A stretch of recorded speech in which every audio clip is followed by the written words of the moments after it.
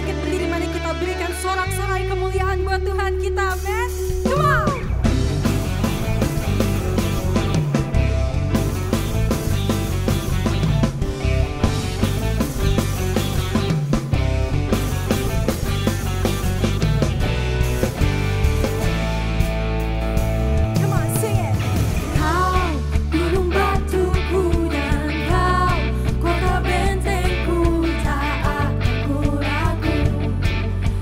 Jamin hidupku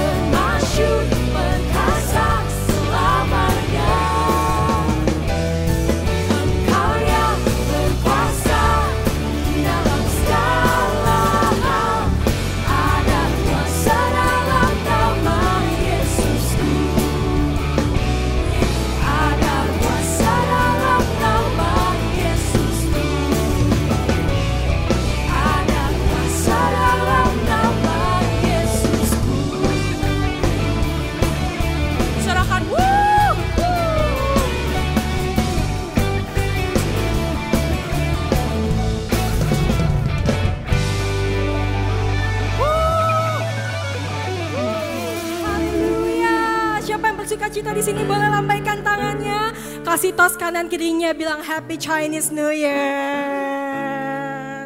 Happy Chinese New Year, 新年快乐ya. 新年快乐. Oke, jemaat 2PM boleh dipersilakan untuk duduk. Oke. Mungkin untuk pengumuman hari ini aku mau menyambut teman-teman yang baru pertama kali hadir. Apakah ada yang pertama kali hadir? Boleh dilambaikan tangannya. Sebelah kanan, sebelah kirinya boleh ditengok.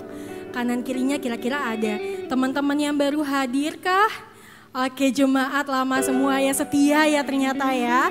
Oke, nah untuk pengumuman yang kedua kita juga akan mengadakan offering. Jadi untuk jemaat-jemaat di 2PM di sini yang mau memberikan persembahan, boleh di scan QR code di depan atau di depan bangku teman-teman sekalian gitu ya. Nah, persembahan ini boleh kita mulai dalam doa. Sama-sama kita tundukkan kepala kita untuk berdoa. Bapa yang baik, terima kasih Tuhan Yesus untuk berkat-Mu, untuk kasih karunia-Mu Tuhan di siang hari ini Bapa. Kalau sebentar kami akan memberi persembahan, kiranya Tuhan persembahan yang kami beri dapat memberikan memperluas kerajaan Engkau Bapa. Terima kasih Tuhan Yesus, berkati setiap tangan-tangan yang telah memberi, hanya di dalam nama Tuhan Yesus kami berdoa dan mengucap syukur. Semua yang percaya kita katakan amin. Silakan selamat memberi.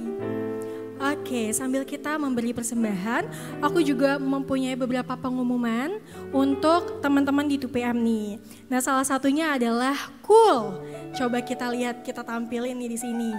Ini QR code untuk join Cool. Jadi buat teman-teman yang belum join Cool, aku mengundang untuk join Cool sekarang juga, bisa di scan QR code-nya.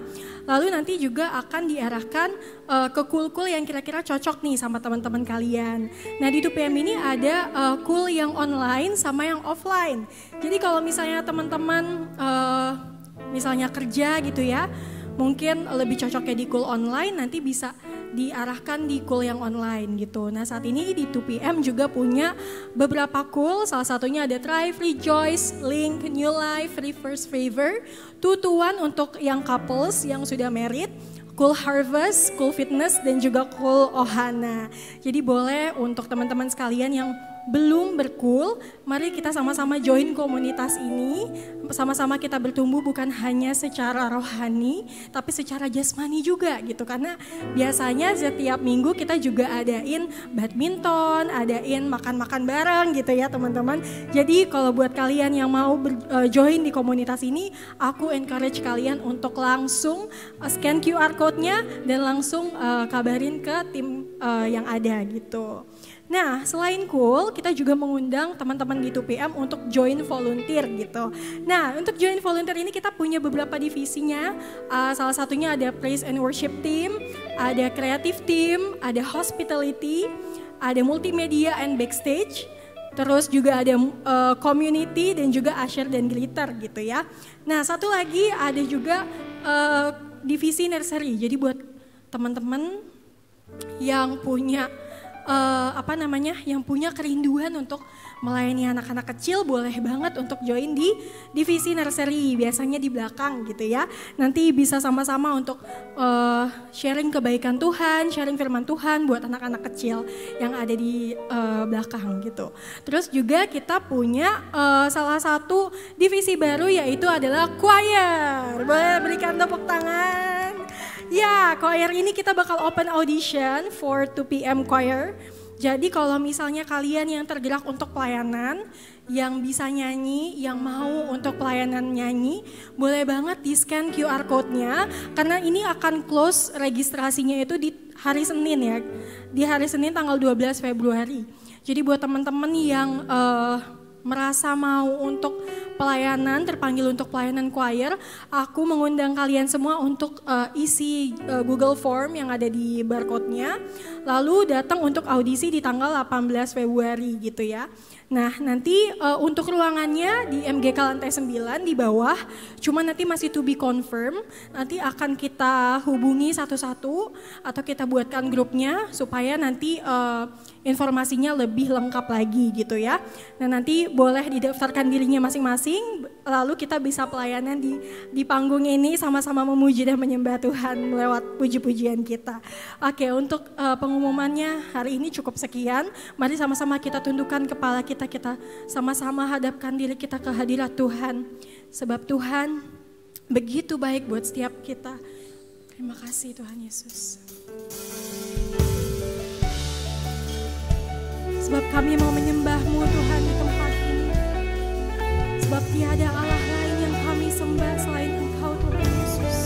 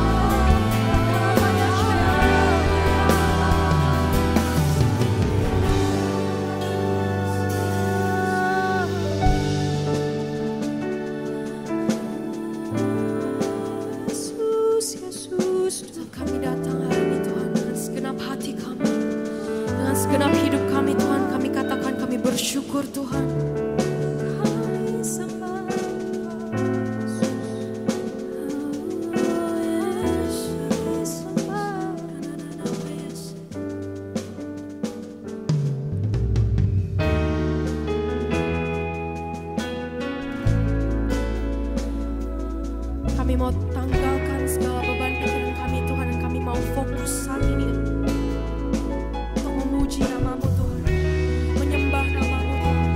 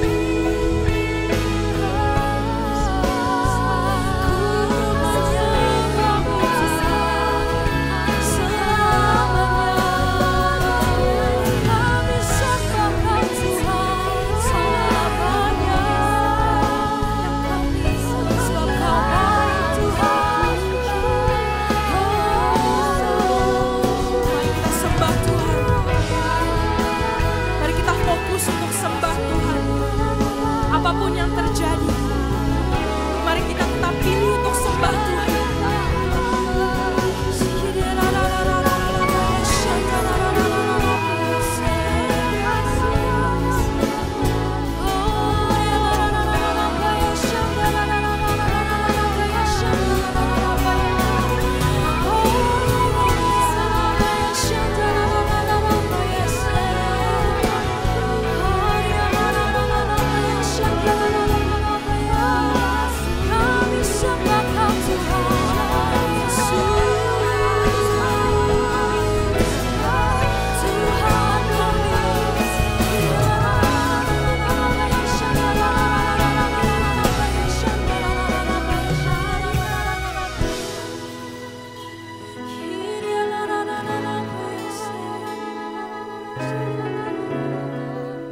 Sama-sama nyanyikan ini lagi.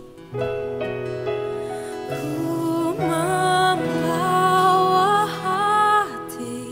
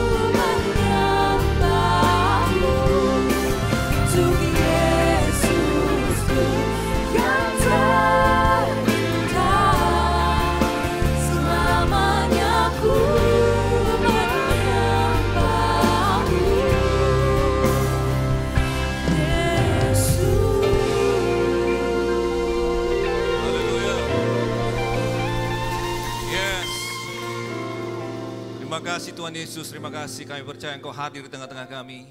Engkau bertatah Tuhan di dalam hidup kami, di dalam hati kami. Hari ini, sore hari ini Engkau akan beracara dengan kami melalui firman-Mu Tuhan, melalui roh-Mu yang akan mentransformasi hidup kami. Kami sambut karya-Mu dalam hidup kami sore hari ini di dalam nama Tuhan Yesus, Tuhan dan Juru Selamat kami yang hidup. Yang percaya katakan, amin. Haleluya. Amen. Terima kasih tim Praise and Worship, luar biasa tim musik. Shalom semua. Senang sekali bisa ada di 2 PM kembali. Saya nggak menyadari hari ini teman-teman pada pakai baju merah. Tahu gitu saya pakai baju merah juga ya. Di sini kebanyakan yang dapat angpau atau ngasih angpau kemarin. Saya nggak tahu, 2 PM kan agak di tengah-tengah ya. Siapa yang lebih berbahagia, memberi angpau atau menerima angpau? Memberi ya. Logikanya kalau keluar dari kantong kita kan berkurang ya. Tapi firman Tuhan mengatakan terlebih berbahagia apa? Memberi daripada menerima. Haleluya. Iya, anak-anak saya bersama keponakan saya ada yang udah married, ada yang belum. Jadi yang belum married nagih angpau kepada yang sudah married. Siapa suruh kawin duluan ya, sekarang kasih angpau. Yang udah married harus kasih angpau sama yang belum ya kan. So it's kind of fun. Hari ini mungkin ada banyak yang gak hadir, masih sibuk ngitung angpau. Jadi berbahagialah saudara hari ini yang ada di sini. Amin. Haleluya. Saya ingin sampaikan satu firman Tuhan. Saya sudah siapkan satu PowerPoint. Yes. Saya udah kasih tahu kepada Bro Eradi, ya kan, belum ngomong sama Bro Randy. Tapi saya mau kasih judul hari ini, bukan di tangan Tuhan. Apa yang saya share mungkin agak sedikit bertabrakan dengan beberapa jargon populer yang ada di dalam benak kita. Tapi one of the things yang jadi passion saya adalah dalam pelayanan ini, menyadari apa yang Tuhan bawa kepada saya tulis buku, saya bicara di beberapa seminar, masuk di sosial media, adalah membongkar atau membunuh beberapa sacred cows, beberapa popular beliefs yang sebenarnya setelah saya lihat di dalam firman Tuhan, it's not so, bukan seperti apa yang Tuhan katakan di dalam firman, ya. Termasuk apa yang akan saya share hari ini. Saya kasih contoh itu lapangan parkir di page pertamanya ini. Saya akan jelaskan kepada saudara kenapa saya search ini di Google, oke? Parking lot, bird eye view, seperti ini, oke? Saudara siap mau dengar firman Tuhan? Saya ingin mulai dari rewind sampai hampir mentok, saudaraku, di kitab Kejadian awal-awal. Saya percaya semua kitab di dalam Alkitab itu penting, tapi salah satu yang penting dalam arti banyak fondasi di dalamnya adalah kitab Kejadian. Apa yang ada di kitab Kejadian, sudah lihat banyak tema yang muncul lagi di kitab Wahyu. Ada aliran sungai, ya kan? Ada pohon kehidupan, di Wahyu muncul pohon kehidupan lagi. Oke? Dan lain sebagainya, ada banyak sekali. Nah, ada satu prinsip juga di dalam penafsiran Alkitab, apa yang muncul pertama kali di Alkitab, itu biasanya mengandung setiap kali kata atau konsep muncul pertama kali dalam Alkitab itu biasanya Tuhan munculkan, Tuhan ingin kita pelajari karena ada kebenaran penting yang akan berdampak kepada seluruh pemahaman kita tentang topik atau kata itu di seluruh Alkitab. Understandably, banyak pemunculan pertamanya ada di kitab Kejadian. That's why saya mau share dari kitab Kejadian. Nah, salah satu hal yang saya ingin cerita kepada saudara adalah pada saat Tuhan memberikan perintah, salah satu perintah pertama, ya ada satu perintah sebelumnya yang penuliah bumi dan sebagainya. Kita masuk ke Kejadian 2 sekarang, Kejadian 2 ayat 16. Waktu itu Hawa belum ada. Tuhan mengatakan begini, semua pohon dalam taman ini boleh kau makan buahnya dengan bebas. Saya sudah share sedikit sebenarnya dalam kali pertama kali saya ke sini, oke? Sebenarnya saya highlight itu ada dua kata di sana, tidak terlalu kelihatan di depan. Harusnya ada fontnya yang berbeda, kata semua katakan semua. Ya, sama ada satu lagi kata apa tuh? Bebas. Semua dan bebas. Dalam bahasa Inggrisnya ada lebih powerful dampaknya. Kadang-kadang satu angle yang ada nuansa yang sedikit berbeda. Saya kutip dari NIV. The Lord God commanded the man, you are free. Okay? You are free to eat from any tree in the garden. Jadi saya mau munculkan dua poin di sini. Tuhan, rencana originalnya Tuhan tentang manusia. Tuhan memunculkan kepada kita a lot of freedom and generous provisions. Haleluya. Tuhan itu memberi kepada kita banyak kemerdekaan, saudara. Oke, unlike kebanyakan kita, anak-anak muda terutama yang tidak mengenal Tuhan, mereka mengatakan, Tuhan kok batasin kebebasan saya sih? Kok nggak boleh ini, nggak boleh itu sih? Nggak asik banget sih jadi orang Kristen? Masa gitu aja nggak boleh? Kayaknya Tuhan itu menghalang-halangi kesenangan kita, funnya kita. But wait a minute. In the original plan, Tuhan kasih kita many freedom, a lot of freedom. You are free, kata Tuhan. Tuhan kita adalah Tuhan yang memberikan a lot of freedom. Hanya saja manusia sejak jatuh dalam dosa, they redefine freedom itu sendiri. Nah, saya mau share kepada saudara, ini sebenarnya bukan topiknya, tapi freedom, biblical freedom, itu is not the liberty to do whatever you want. Freedom, biblical freedom adalah the power to do what is right. Amen. Jadi kalau kita bilang, kenapa ini nggak boleh? Tuhan tahu pada saat saudara lakukan itu akan membuat saudara in bondage. Dan eventually it will destroy you. Jadi Tuhan bilang, jangan ke sana. Oke? Di dalam sini loh, nanti kau akan berbahagia, ada peace, ada kehidupan yang sebenarnya. So, pada saat orang mendefinisikan freedom adalah liberty to do whatever you want, saudara tahu gak ujung-ujungnya kemana? Saudara akan menyakiti orang lain. Karena your freedom akan berbenturan dengan freedom orang lain. Benar gak saudara? Eventually sebenarnya kalau kita, you are free to do whatever you want. Tahu gak saudara? You will destroy yourself.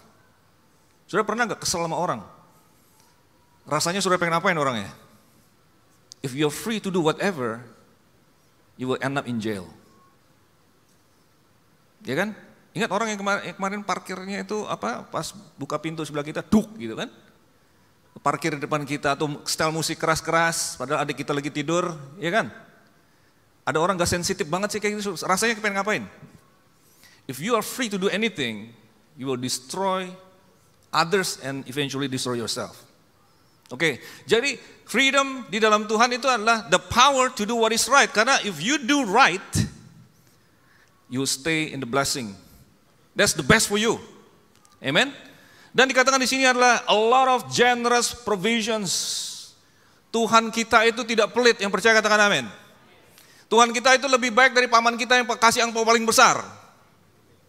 He is so kind, dia bukan kasih angpau saja, bukan kasih uang, bukan kasih kita liburan, bukan kasih kita apartemen. He gave his life for us. His blood, his body was broken for you and me. Haleluya. Dan dia bilang waktu dia ciptakan taman itu semuanya boleh kamu makan. Ada berapa juta tuh? Oke, so I want to let this sink in your heart. Image kita tentang Tuhan yang membatasi, Tuhan yang pelit, kok nggak jawab doa, itu semua harus dihapus. Saya rasa saya pernah cerita di sini, saya lupa tapi kenapa Tuhan menciptakan manusia itu di hari ke-6, ya kan? Penciptaan kan ada 6 hari kan? Tuhan tidak ciptakan manusia di hari pertama. Why? Singkat aja. Karena Tuhan ingin ciptakan semua yang manusia akan butuhkan sebelum manusia membutuhkannya. Kalau diciptakan hari pertama, daratan aja belum ada. Matahari belum ada, oksigen belum ada. Tapi Tuhan ciptakan semua oksigen yang akan dinikmati oleh, bukan saja Adam dan Hawa, tapi 8 miliar orang yang akan ada. Sebenarnya lebih dari 8 miliar karena ada yang udah meninggal kan. Taruhlah 20-30 miliar, saya nggak tahu sepanjang history.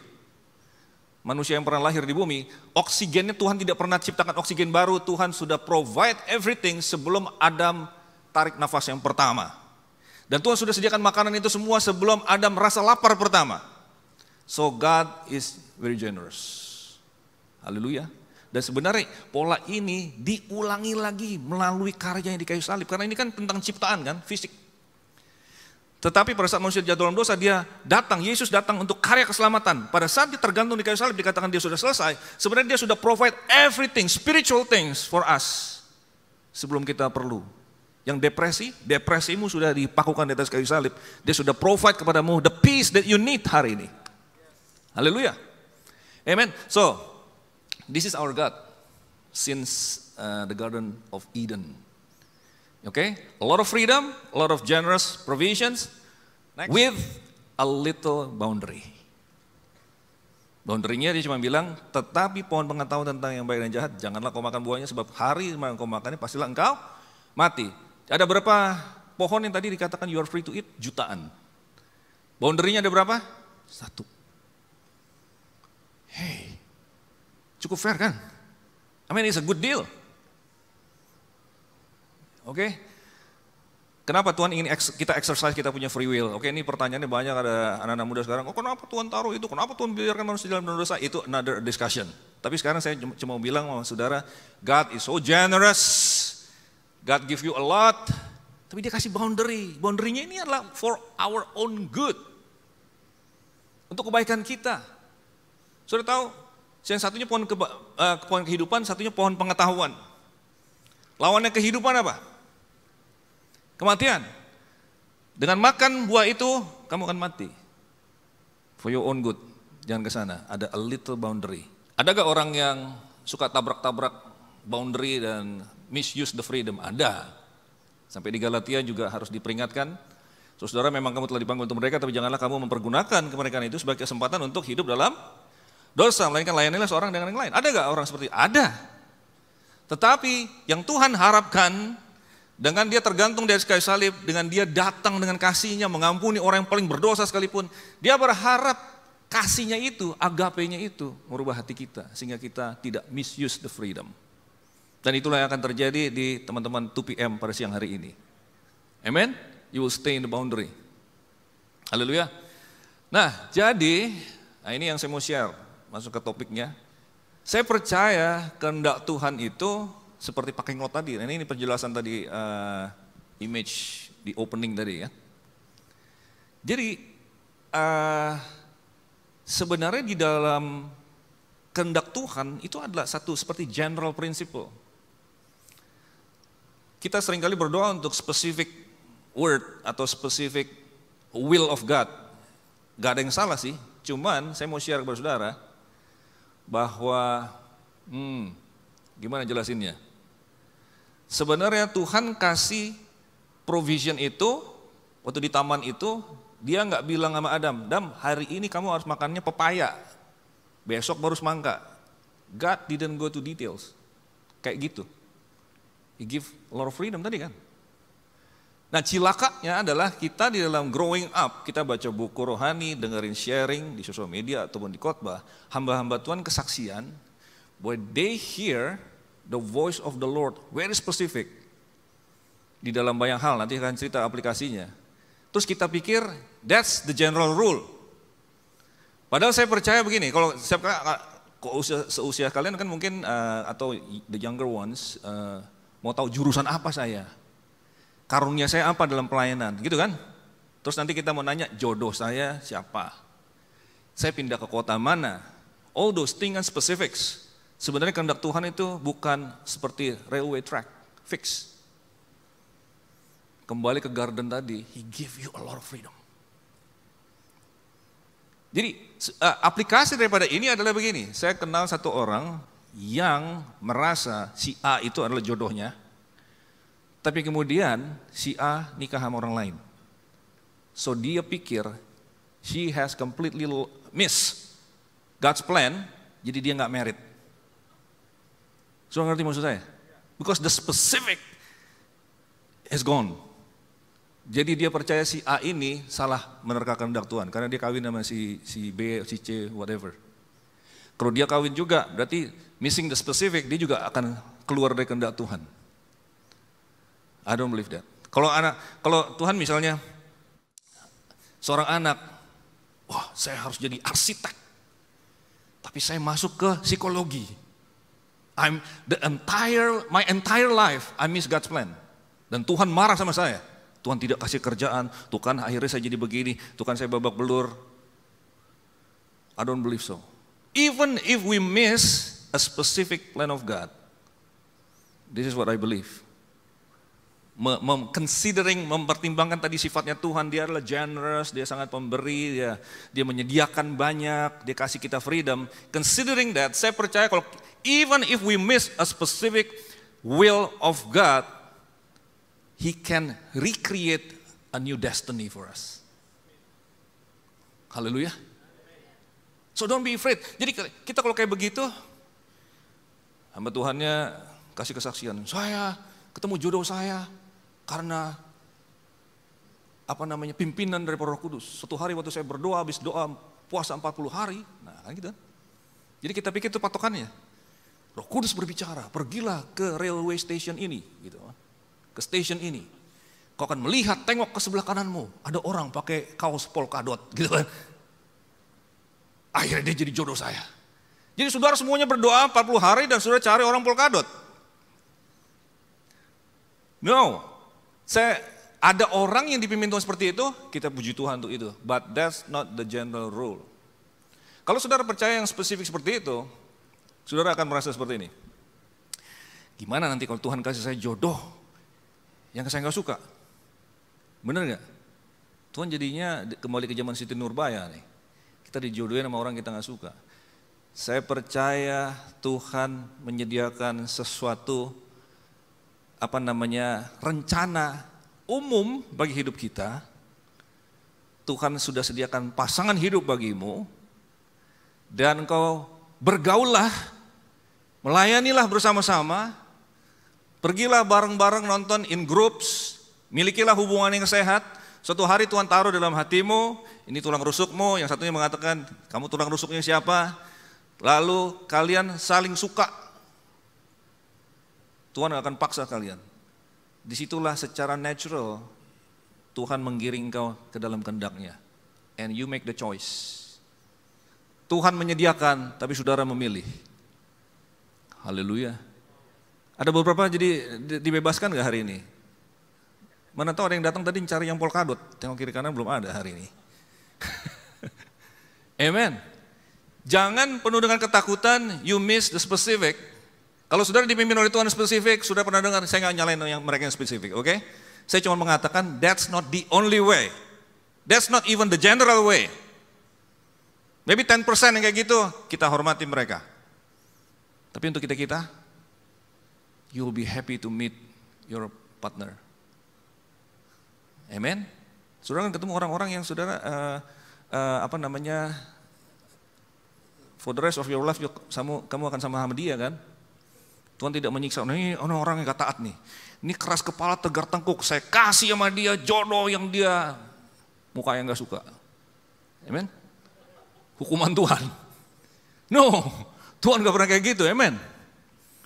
Haleluya. So, di dalam parking lot ini ada banyak spot. Saudara boleh parkir di sini, di sono, di sebelah sono, terserah Anda. Asal di dalam boundary. Boundary-nya apa? Firman Tuhan, prinsip-prinsip firman Tuhan. Biblical morality. Nilai-nilai kerajaan, karakter Kristus, wisdom dari Roh Kudus, itu adalah boundary-nya kita. Tapi di dalamnya, you are free. Katakan pada sebelahmu, you are free, katakan. Tunjuk hidungnya sampai percaya. Amen. You are free, tapi saudara harus ngomong tambahannya. Stay in the boundary. Bagaimana caranya kita tahu bahwa kita sudah menyentuh boundary itu? Oke, saya mau cerita dari sebuah kisah di Kisah Para Rasul 16. Pada saat saudara baca-baca tentang Rasul Paulus pergi misi, dia kan ada missionary journey kan beberapa kali ke Europe, ya kan? Menurut saudara, setiap pagi tuh Rasul Paulus berlutut dan percaya kepada Tuhan. Kayak tadi, Tuhan, kota mana Tuhan? Haleluya, harus nunggu gitu.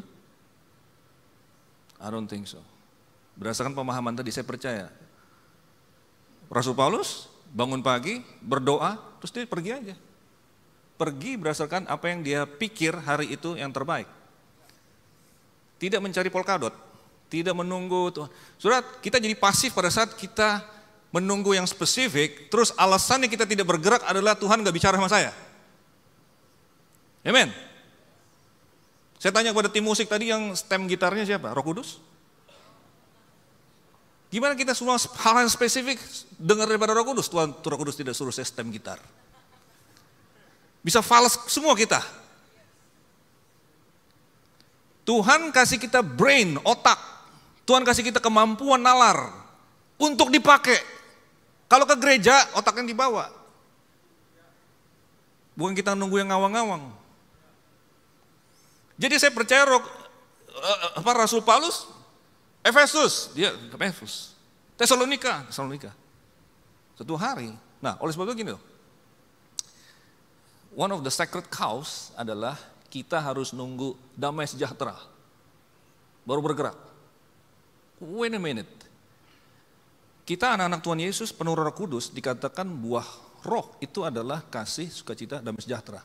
Seharusnya saya percaya damai sejahtera, peace, is our dominant emotion. Gimana kita bisa bilang kita nunggu peace? Well, peace should be the general, hidup kita harusnya peace, penuh dengan peace. Nah, boundary-nya itu, ini saya mau share sama saudara, adalah justru pada saat peace-nya hilang. You bound into the boundary. Nah, ini yang terjadi di Kisah Rasul 16. Mereka melintasi tanah Frigia dan tanah Galatia karena Roh Kudus mencegah mereka untuk menginjil, memberitakan Injil di Asia. By the way, ini bukan Asianya kita sekarang, ada satu provinsi di sana. Dan setibanya di Misia, mereka mencoba masuk ke daerah Bitinia, lalu Roh Yesus tidak mengizinkan mereka. Jadi loss of peace. Kita anak-anak sekarang bilang red flag ya. Red flag. Loss of peace itulah boundary-nya. Stop there. Ada mulai berbunga-bunga di hati tapi lain server. Red flag.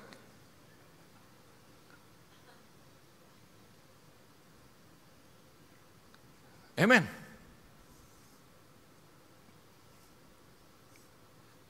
Mau terima transferan tapi dari pencucian uang. Red flag. Amen. Kalau nunggu damai sejahtera, ya nggak bisa dong. Kita kan penuh dengan damai sejahtera. Kita pergi aja dengan damai sejahtera. God give you the ideas. God give you the creativity. Mau pelayanan apa aja. Jangan nunggu, kita harus menunggu Tuhan 40 hari lagi. Nggak jalan-jalan kita. God give you creativity, ideas. God give you the brain. Think. Be creative. Create. Nanti pada saat, ini gambar ini boleh gak kita masukin? Tapi ada unsur-unsur, misalnya yang melanggar moral, red flag. Jangan pakai gambar itu. Amen? It will, provoke people. Jadi jangan pakai gambar yang itu, pakai gambar yang ini. Okay, stay in the peace. So you walk in the peace. Nah, saya mau kill one more sacred cow. Tapi ada hubungan dengan yang tadi. We always said, all our life we said, God is in control. What if I propose to you today, God is not in control? Nah, saya percaya sama seperti seorang raja, Tuhan itu berdaulat. Sebenarnya istilah yang selama ini kita bilang God is in control, sebenarnya yang lebih tepat adalah God is sovereign. God is sovereign beda dengan God is in control. Tuhan itu berdaulat tetapi tidak mengontrol keputusan minor setiap individu dalam kerajaannya. Jadi Raja Charles, King Charles, punya authority, punya kedaulatan di atas seluruh bukan saja Inggris, tapi all the Commonwealth countries. Berdaulat itu artinya tidak ada yang boleh ganggu-ganggu dia punya keputusan. Amen? Dan dia punya kekuasaan. Tapi dia tidak mencampuri minor details in the lives of his citizen. Dia nggak bilang, Nyonya Anu hari ini harus masak sayur asem ya. Kamu sayur lodeh. Ngapain dicampurin kayak begitu? Dia punya otoritas, punya kedaulatan, tapi tidak mencampuri details. Ini harus dibedakan dengan, pada saat saya share gini, tuh nggak bisa pastor. Tuhan tahu jumlah rambut di atas kepala. Itu beda lagi konteksnya bro. Itu namanya Tuhan tahu, tapi Tuhan tidak mencampuri keputusan. Kalau dia mencampuri keputusan kita sampai detail-detailnya tadi, buat apa dia kasih kita otak? Buat apa dia kasih kita creativity? Amen. This is killing the sacred cow. Yang menjadikan kita selama ini pasif. Saya percaya Tuhan itu berdaulat, kita harus menghormati Dia, pemerintahan Dia. Dia adalah Raja kita. Kita belajar daripada Dia, the general principle. I follow you. Pada saat di luar sana ada narasi-narasi gender yang bertentangan dengan Alkitab, kita bilang, I honor your word. Diciptakannya mereka laki-laki dan perempuan. I honor that word. Amen. Itu cara kita menghormati kedaulatan Tuhan dalam hidup kita. Dan kita juga percaya, pada saat sesuatu yang buruk terjadi dalam hidup kita, kita tidak langsung nyalain Tuhan. God is in control. Pada saat ada ibu-ibu, anaknya yang masih kecil meninggal, terus pendetanya datang. Tuhan yang mengendalikan, God is in control. Anak ibu dipanggil Tuhan. Mungkin di sana ada choir yang kekurangan malaikat kecil. Jadi dalam benaknya ibu ini, God kill my daughter.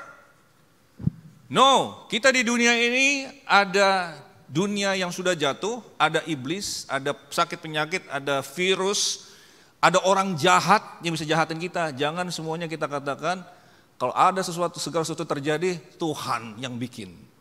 Kita sering juga misuse kata-kata Tuhan mengizinkan, tapi sebenarnya dalam benak kita, Tuhan yang bikin.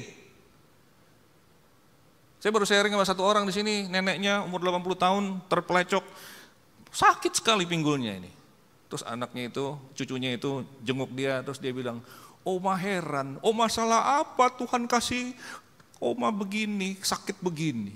Loh, kok jadi Tuhan yang kasih?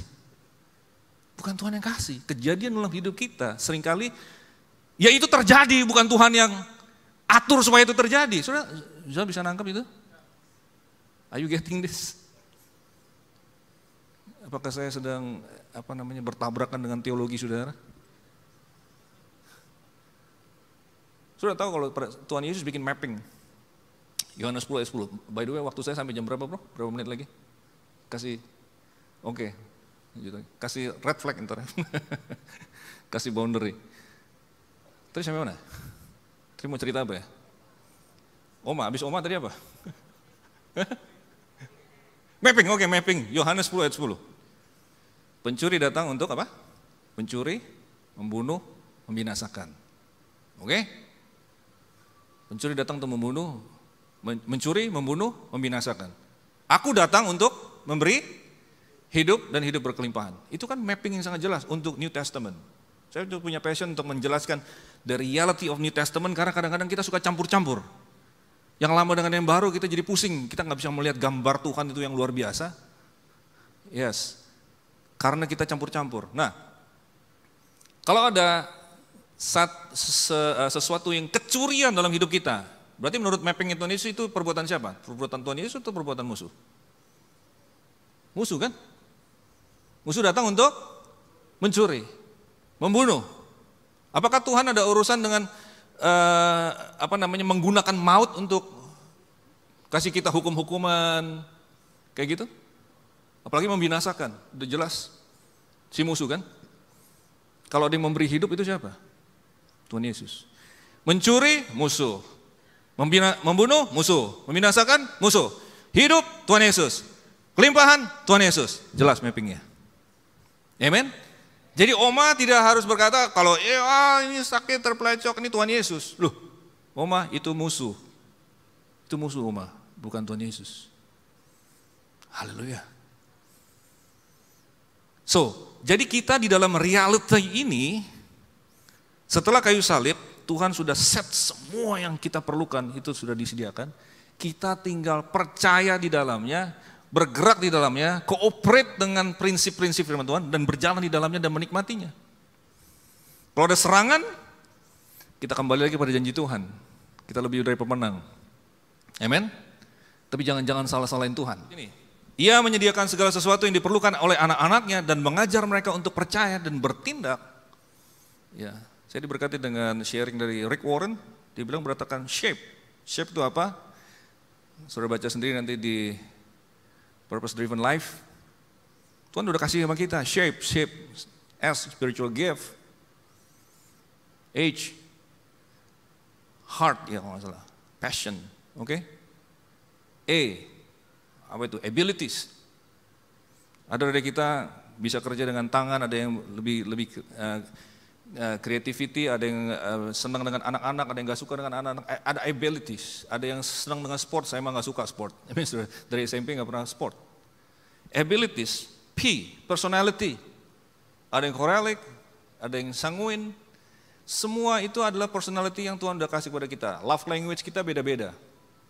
Nah itunya semua Tuhan udah kasih. E, experience, beberapa dari saudara mengalami very painful experience growing up as a teenager bahkan, but God never wasted your experience. Bahkan di dalam masa lalumu Tuhan bisa pakai itu untuk sudah memberkati orang lain, untuk kemuliaannya. So Tuhan kasih kamu shape, itu semuanya beda-beda. Dengan apa yang Tuhan sudah sediakan bagimu, berjalanlah di dalamnya, ambil tindakan, mulai melayani, mulai bagikan. Haleluya, penuhi tempat ini, amin. Dengan karunia, jangan nunggu disuruh, jangan nunggu didorong-dorong. Roh Kudus ada di dalammu, firman Tuhan beserta denganmu, Tuhan ada di pihakmu, Dia sudah mengasihimu, berkorban bagimu, itu semua sudah cukup untuk kita bergerak. Percaya, katakan amin. Haleluya. Jadi kita mulai hari ini, jodoh bukan di tangan Tuhan. Tuhan sudah menyediakan begitu banyak. Bagi para pria, yang wanita ada begitu banyak Tuhan sediakan. Nanti Roh Kudus akan menaruh. Saya tidak mengatakan kita sembarangan ya. Please in the boundary. Ada prinsip-prinsip membangun hubungan yang baik. Ada prinsip-prinsip bagaimana kita bahkan mengekspresikannya. Oke? Ada prinsip-prinsip nanti bagaimana courtship menjelang nanti kita menikah. Ada semua prinsip dalam firman Tuhan. Amen. Tapi bukan kita kayak nunggu terus fatalisme terus whatever dan salah, kalau salah berarti nggak kawin, kayak gitu-gitu. Kita buang jauh-jauh. Nah seringkali yang populer lagi adalah rezeki di tangan Tuhan, karir di tangan Tuhan, karir di tanganmu. Karena Tuhan sudah kasih shape-nya itu. Dia sudah kasih satu kota Jakarta ini, company ada berapa? Yang perlu melamar, lamarlah 10, 100, I don't care. With the belief, dengan iman bahwa Tuhan sudah sediakan company yang terbaik untukmu. Haleluya. Jangan nunggu polkadot. Apakah hidup kita ini hidup oleh mujizat? Well honestly kita ini orang karismatik, amen? Saudara jangan salah paham, saya percaya mujizat. Gini-gini, saya bukan Will Smith Wigglesworth, tapi saya pernah mendoakan orang mati untuk dibangkitkan. Ada yang nanya nggak habis ini bangkit atau enggak Pak sebenarnya? Sayangnya nggak bangkit sudah. Tapi saya ingin kasih tahu saudara, saya percaya Tuhan bisa membangkitkan orang mati, oleh sebab itu saya doakan. Jadi jangan bilang saya nggak percaya mujizat, oke? Tapi saya percaya nih, karena waktu ini sudah singkat, saya percaya tuh bukan kehendak Tuhan bahwa kita hidup dari mujizat ke mujizat. Alasannya mau tahu nggak? Karena untuk mujizat boleh terjadi, diperlukan sebuah krisis. Kok nggak ada krisis nggak perlu mujizat? Kenapa kita perlu provision? Karena krisis, nggak bisa bayar pinjol. Ya udah terkapar di rumah sakit, krisis, perlu mujizat kesembuhan. Saudara mau hidupmu penuh dengan mujizat, sama. Kalau saudara ingin hidupmu penuh mujizat, sama saja mengundang hidupmu penuh dengan krisis. Haleluya 2PM. Jadi apa dong Pak, Pastor? Saya percaya Tuhan menghendaki kita hidup dalam berkat berkesinambungan seperti yang digambarkan orang-orang Israel di tanah perjanjian. Sudah tahu, di padang gurun mereka hidup oleh mujizat. Situasinya padang gurun seperti itu. Tidak ada provision, tidak ada makanan. Tuhan kasih mana, mujizat tiap hari. Dan by the way pada saat mereka jalan ada tiang api, tiang awan. Siang tiang awan, malam tiang api. Karena di sana fluktuasi daripada temperaturnya kan sangat-sangat tinggi sekali kan. Tuhan lindungi mereka. Bayangin lihat mujizat tiap hari. Tuhan runtuhkan semua bangsa-bangsa di depan mereka, mujizat tiap hari. Tetapi pada saat mereka masuk ke tanah perjanjian, once they cross Jordan, menyeberang sungai Yordan dipimpin oleh Yosua, sampai ke tanah perjanjian, semua mujizat itu, mana berhenti. Tiang awan, tiang api tidak ada lagi. Apa yang mereka lakukan? Tuhan kasih brain tadi sama mereka. Ini udah ada nih, tanah perjanjian. Taklukkan satu persatu, kemudian dikatakan mereka akan menikmati kebun anggur yang mereka tidak tanam, menempati rumah-rumah yang mereka tidak bangun. Tapi kemudian Tuhan ajar tangan mereka untuk menabur, untuk menuai. Ada hasil dari negeri, mereka harus bekerja. Mereka Tuhan latih tangannya untuk bisa hidup dalam berkat kesinambungan, bukan tunggu mujizat. Hari ini 2 PM, Tuhan sudah sediakan tanda perjanjian bagimu. Tuhan sudah sediakan di dalam hidupmu semua yang kau perlukan. Kau bangkit kemudian mengambil keputusan untuk percaya kepada Dia, melakukan apa yang Dia ajarkan kepadamu, dan hidup berkemenangan di sana dalam berkat yang berkesinambungan. Sudah percaya itu? Amin. Haleluya, berikan suara kemuliaan bagi Tuhan kita. Mari kita berdiri. Mengiringmu seumur hidupku, yes. Masuk dalam rencanamu Bapa, yes. Pikiranmu, kehendakmu, yes. Ku serahkan padamu, harapanku hanya di dalam-Mu, yes Lord. Ku kan teguh bersama-Mu Bapa, yes. Jadikanku rencanamu, yes Lord Jesus, untuk kemuliaan-Mu. Angkat tangan saudara, katakan mengiringmu. Thank you Lord Jesus. Mengiringmu seumur hidupku, yes Lord. Masuk dalam rencana-Mu Bapa. Pikiranku, kehendakku, ku serahkan padamu, harapanku hanya di dalam-Mu. Ku kan teguh bersama-Mu Tuhan. Jadikanku rencana-Mu bagi kemuliaan-Mu, untuk kemuliaan. Sekali lagi dengan segenap hati katakan, mengiringmu, haleluya. Mengiringmu seumur hidupku, masuk dalam rencana-Mu Bapa. Pikiranku, kehendakku, ku serahkan padamu, harapanku hanya di dalam-Mu. Ku kan teguh bersama-Mu Tuhan. Jadikanku rencana-Mu untuk kemuliaan-Mu. Saya ingin berdoa untuk saudara pada sore hari ini. Beberapa dari saudara datang di 2 PM pada sore hari ini. Kau punya pergumulan, punya tekanan yang ada dalam hidupmu.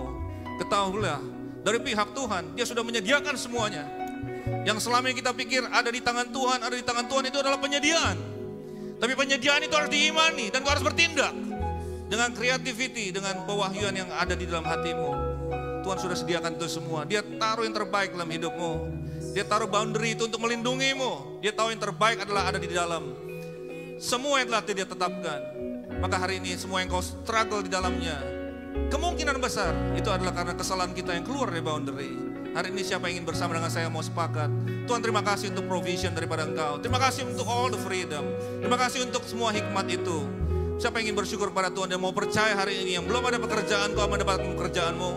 Kau yang kesulitan, kena pinjaman-pinjaman yang kau tidak bisa bayar. Hari ini Tuhan sudah sediakan bagimu, kau tinggal percaya. Pasangan hidup dan semua damai sejahtera dalam hubungan-hubungan yang ada. Siapa yang ingin bersepakat dengan saya, angkat tangan saudara, saya ingin berdoa di tempat ini. Tuhan, kau melihat tangan-tangan yang diangkat Tuhan. Anak-anakmu Tuhan, yang baginya Tuhan, kau naik ke kayu salib Tuhan. mencurahkan darah untuk menebus mereka. Semua karya-Mu di atas kayu salib sudah menyediakan semua yang mereka butuhkan. Hari ini aku berdoa Tuhan untuk hikmat daripada Tuhan. Mereka tidak menunggu lagi, mereka melihat kepada firman-Mu dan Roh Kudus dan mereka bertindak. Aku berdoa Tuhan, banyak yang akan mengalami terobosan bahkan dalam minggu-minggu ini. Mereka diberkati dan menjadi berkat. Di dalam nama Tuhan Yesus, berikan suara kemuliaan bagi Tuhan kita. Mengiring-Mu, haleluya. Mengiring-Mu. Seumur hidupku masuk dalam rencana-Mu Bapa, pikiranku, kehendakku, ku serahkan padamu, harapanku hanya di dalam-Mu. Bukan teguh bersama-Mu Tuhan, jadikan ku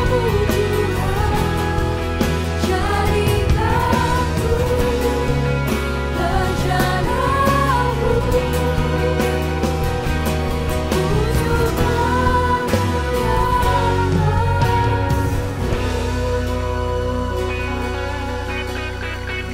Sungguh kami bersyukur Tuhan, dalam ibadah pada siang hari ini kami boleh berjumpa dengan Engkau.